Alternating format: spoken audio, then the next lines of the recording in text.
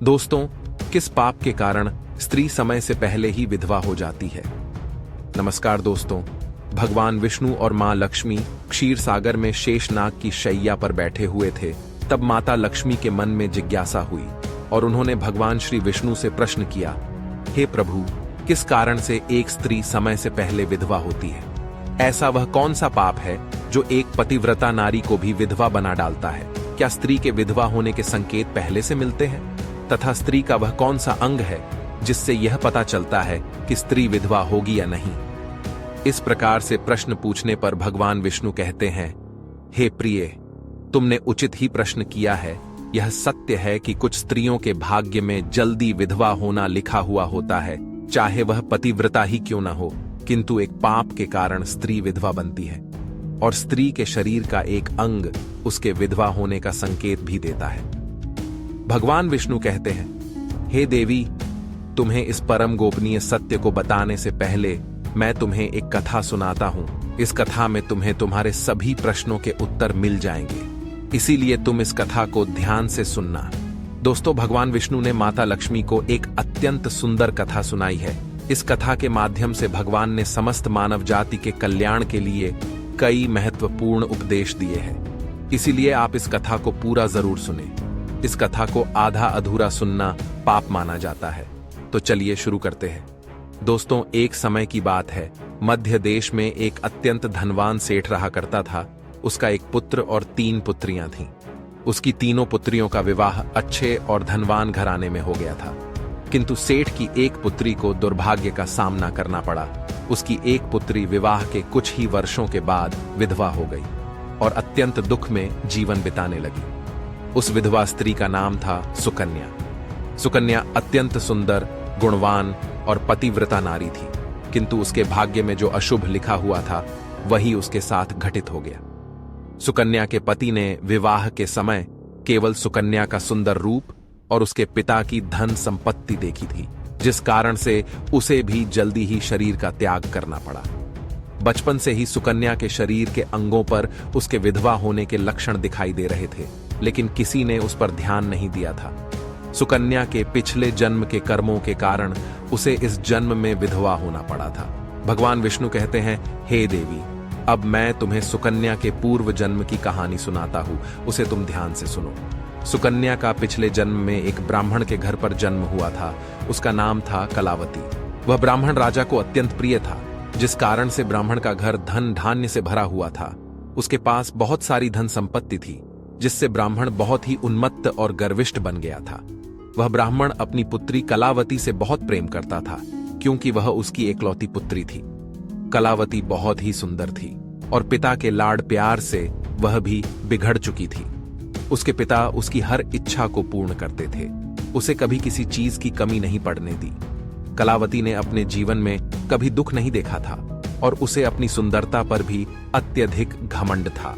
फिर जब कलावती जवान हुई तो उसके पिता ने उसका विवाह करने का सोचा, लेकिन उसकी एक शर्त थी कि जो भी कलावती से विवाह करेगा वह उसके साथ उसके पिता के घर में रहेगा, अर्थात घर जमाई बनकर रहेगा।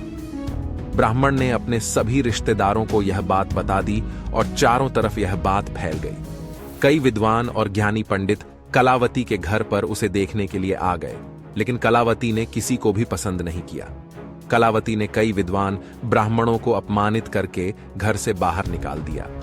फिर एक दिन एक अत्यंत सुंदर ब्राह्मण भिक्षा मांगने के लिए कलावती के घर पर आया, जिसे देखकर कलावती उस पर मोहित हो गई और अपने पिता से कहने लगी कि वह उसी भिखारी ब्राह्मण से विवाह करेगी। यह सुनकर कलावती के पिता ने भी स्वीकृति दे दी और उस भिक्षुक ब्राह्मण को कलावती से विवाह करने के लिए पूछा, तो उस भिक्षुक ब्राह्मण ने भी हां कर दिया और फिर कलावती और उस ब्राह्मण का विवाह संपन्न हुआ। कलावती विवाह के समय बहुत प्रसन्न थी। उसे उसका मनपसंद जोड़ीदार मिल चुका था। विवाह के बाद कुछ दिनों तक कलावती अपने पति के साथ बड़े प्रेम से रहने लगी और उसकी सेवा करने लगी। लेकिन कुछ ही दिन बीतने के बाद कलावती ने अपना असली रंग दिखाना शुरू कर दिया। कलावती अपने पति को नौकर की तरह समझने लगी। उसकी आज्ञा का पालन करने की जगह पर उसे ही आज्ञा देने लगी। कलावती अपने पति को भी उसके नाम से बुलाने लगी। खुद अपने पति के पैर दबाना छोड़कर अपने पति से ही खुद के पैर दबाने लगी। कलावती स्वेच्छाचारिणी थी। वह पति को बिना बताए ही घर से बाहर चली जाती। कभी पति की कोई बात नहीं मानती थी। पति से पहले ही भोजन करती थी। किसी भी धार्मिक कार्य में पति के साथ नहीं बैठती थी और अकेले ही मौज करती थी। अपनी पत्नी के ऐसे व्यवहार को देखकर कलावती का पति बहुत दुखी रहने लगा। उसने कलावती को बहुत समझाने की कोशिश की, लेकिन वह कभी नहीं मानी। कलावती अपनी ही मनमानी करती रहती थी। कलावती की माता ने भी उसे समझाने का प्रयास किया कि स्त्री को अपने पति के साथ ऐसा व्यवहार नहीं करना चाहिए, लेकिन कलावती अपनी मां की बात कभी नहीं मानती थी और वह जानबूझकर अपने पति को अपमानित करती रहती थी। दिन रात पति की बुराई करना, उसे अपशब्द कहना, उसे नाम लेकर बुलाना आदि प्रकार के निंदित कार्य वह रोज करती थी। कलावती का पति भी उससे बहुत परेशान हो गया था। फिर एक दिन उसने बहुत विचार किया और कलावती को छोड़कर जाने का निश्चय किया।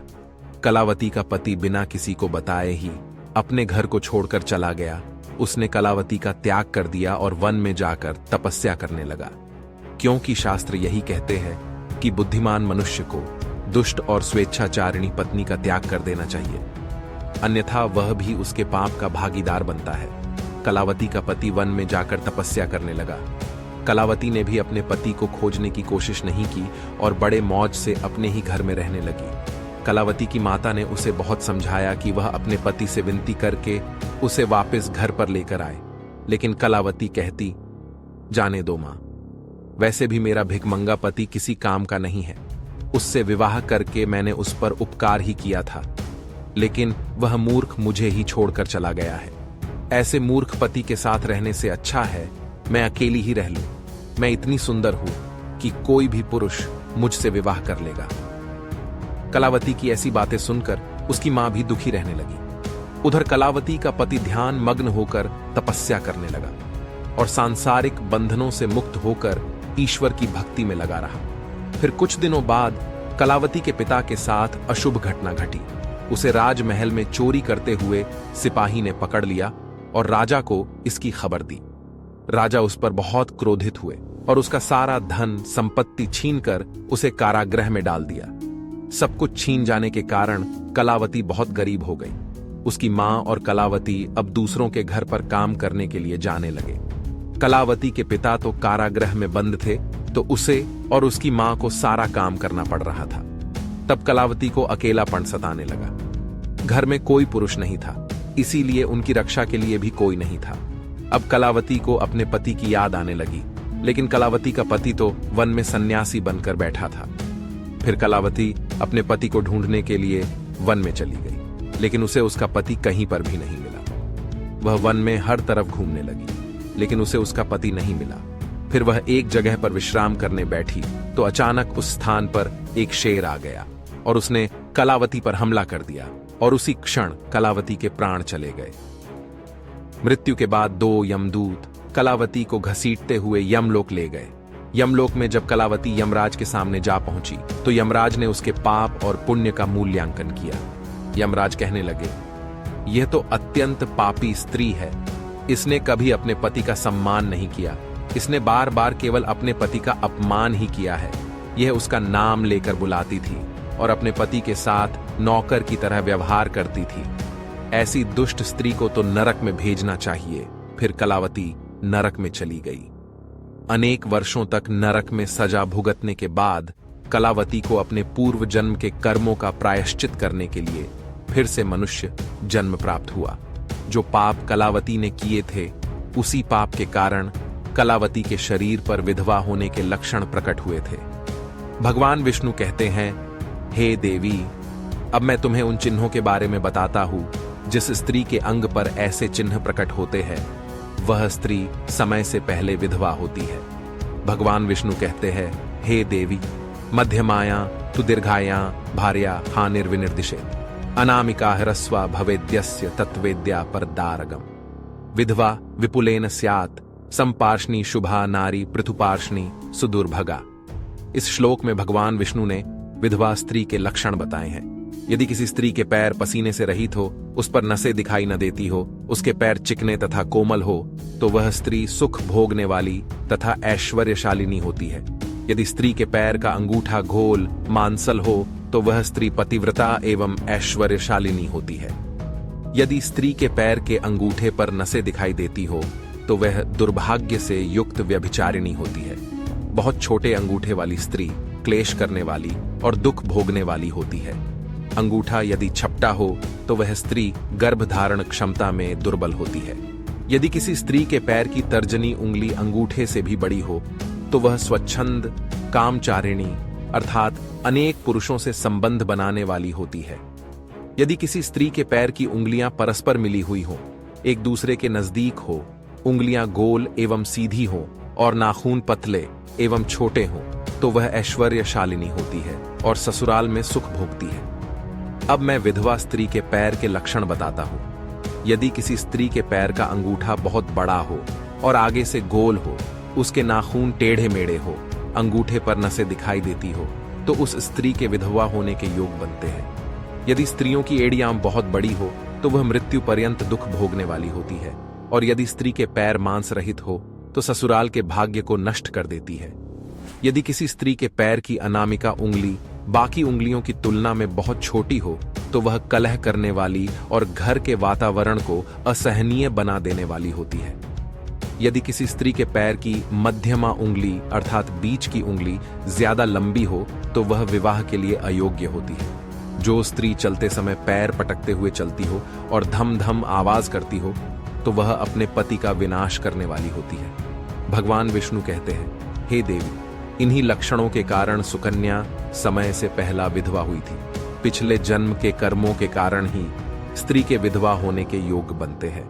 जो स्त्री अपने पति का अपमान करती है, उसका नाम लेकर बुलाती है तथा उसके भोजन करने से पहले ही भोजन करती है तो वह स्त्री निश्चित ही समय से पहले विधवा होती है। एक पतिव्रता स्त्री कभी पति का अपमान नहीं करती, कभी उसे नाम लेकर नहीं बुलाती और सदैव पति से एकनिष्ठ रहकर उसकी इच्छा के अनुसार चलती है। उस स्त्री की कभी दुर्गति नहीं होती और वह मृत्यु के पश्चात मेरे लोक को प्राप्त करती है।